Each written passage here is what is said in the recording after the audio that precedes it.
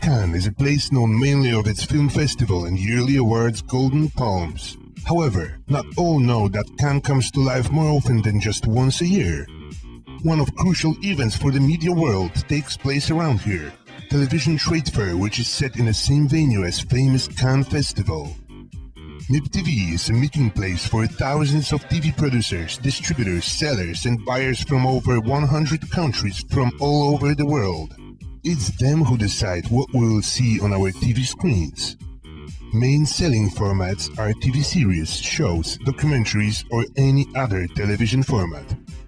Do we ever wonder where the newest TV shows come to life? It's here in Cannes where it all gets started. This year's exhibition began with Natural to Cannes high-class opening. Majestic Hotel had pleasure to welcome William Peterson, main character of CSI Crime Scene Investigation. He has been asked to hand in International Digital Emmy Awards in non-fiction category. Charlie Hunnam, however, handed in awards in fiction category. Digital Emmy Awards is an equivalent to Academy Awards, the Oscars.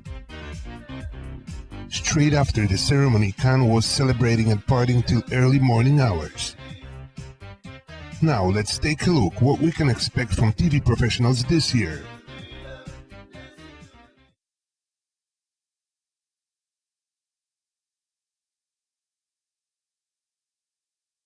Dragon Hunter has sold in 40 territories worldwide in the last 6 months.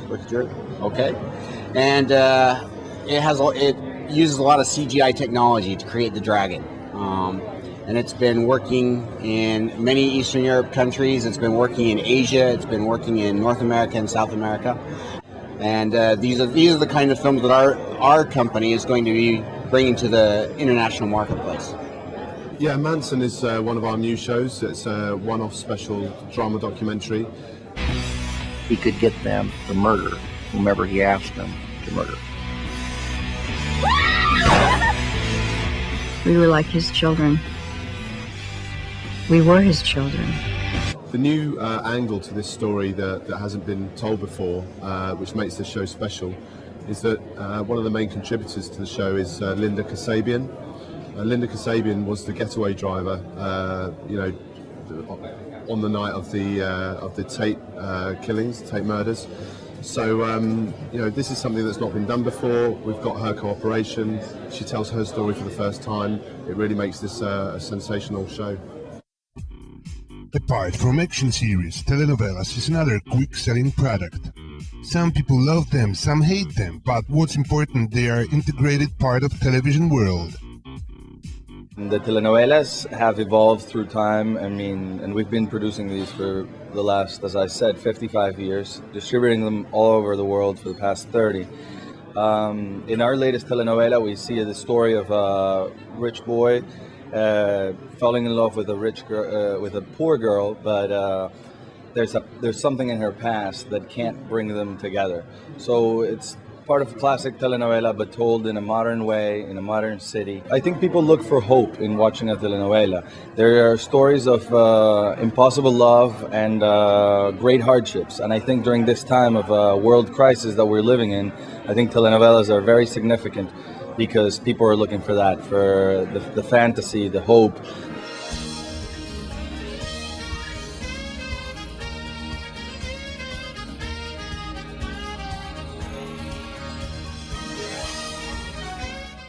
Well, in Poland, you're about 4 years behind the episodes that are being produced in the United States right now. So there's so many things that happen because every year there's 250 episodes. So 4 years means 1,000 half-hour episodes. So we're talking a lot of story. And but it's going to go pretty fast in Poland because you're doing 2 episodes a day. So in 2 years, you'll catch up to the United States. And Ridge and Brooke are always there in the center of the story. Ridge, Brooke, Taylor. The new episodes of The Bold and the Beautiful, the stories begin to move faster. More happens in less airtime. You get Los Angeles becomes a character in the story.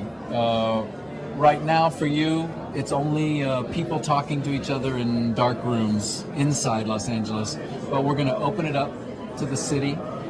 You'll see a lot of exterior shots, a lot of location shoots. So that's exciting. It kind of opens it up, makes it more realistic. We also have a lot more location shoots outside of Los Angeles, on the beach, in the city, on the rooftops, outside of Forrester Creations. You're going to see a lot more of that because that appeals to a younger demographic.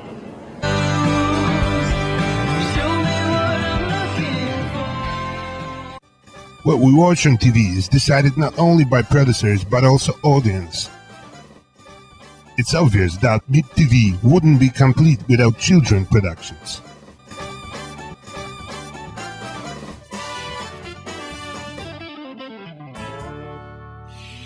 So we kept the same writer to work on the new series, but with a new style, using the CGI, the 3D technique, and to give more emphasis to the locations, to the backgrounds, and to the animation as well, because we were able to do the animation in Europe mostly. The stories are always the stories of the lazy cat that doesn't want to be involved, and finally is always involved in big adventures.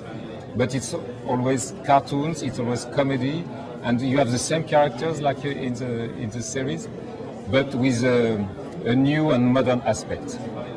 Salahuddin is an animated series, 3D. The whole production is taking place in Malaysia, in Kuala Lumpur, supervised by really world-class animators as well as creative directors.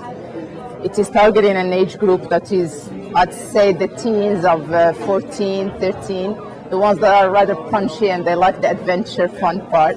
We're just now in a meeting discussing the distribution to Europe, and we're very keen. I mean, we just heard that the Turkish are interested, so we do expect it to really reach an international audience teenage. I'm sure all the children's programming broadcasters would be interested in it. We come here to Cannes to meet with producers and distributors from Western Europe and Canada. I find it difficult to communicate with Americans. We come to communication with European broadcasters with whom we do co-productions and we make entire animations for them. We are now in process of creating and enforcing brand new computer system Toon Boom.